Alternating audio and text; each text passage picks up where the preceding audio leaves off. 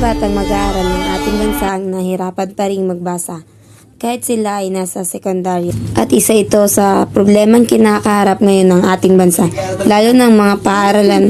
Base sa datos na nakuha ng Manila Times, 9 mula sa 10 mag-aaral ang nahirapan pa rin sa pagbabasa. Ano nga ba ang mga rason sa likod ng mga suliraning itong ng ating mga paaralan? Base sa pag-aaral, malaking apekto sa mga mag-aaral.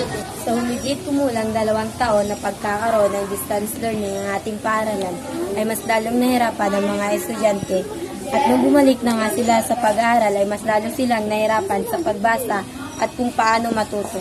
Madalas ring rason ang kahirapan na nararanasan ng ibang pamilya, kung saan ang kanilang mga magulang ay aligaga sa pagtatrabaho upang matustusan lamang ang kanilang mga pangangailangan sa pang-araw-araw.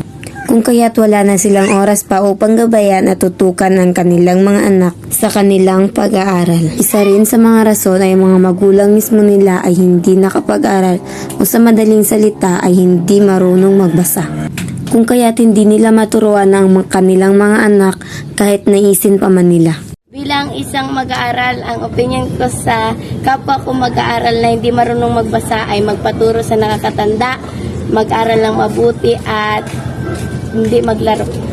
Bilang isang kabataan, ang opinion ko sa mga mag-aaralan hirapan sa pagbasa ay limitahan nila ang paggamit ng mga cellphone o mas focus pa sila sa pag-aaral upang mas mahasa pa ang kanilang kaisipan gaya sa pagbabasa. At maraming salamat sa inyong pagpapaunlak sa aming panayam. Bilang estudyante ng Santo Niño National High School, nakakalungkot lang isipin na marami pa rin mga estudyante ang nasa sekundarya na ang nahihirapan pa rin magbasa. Gaya nga ng sabi ni Dr. Jose Rizal na ang kabataan ang pag-asa ng bayan.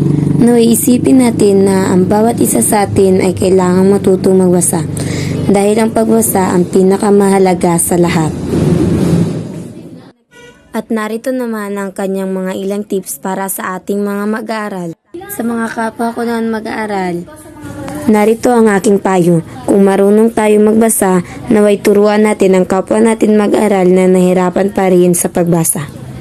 At maraming salamat sa inyong pagpapaunlak sa aming panayam. Tunay nga na isa sa mga hamon na kinakaharap ngayon ng ating paaralan ay ang mga gantong sitwasyon. Kung kaya't naman nagsulong ang ating mga paaralan ng iba't ibang proyekto upang masusolusyonan ang mga problemang iyon. SSLG para sa mga nahihirapang magbasa. Ako si Jean Maris Pares. At ako naman si Cecil Ninay, Nag-uulat ng kaalaman mula sa Santo Niño National High School.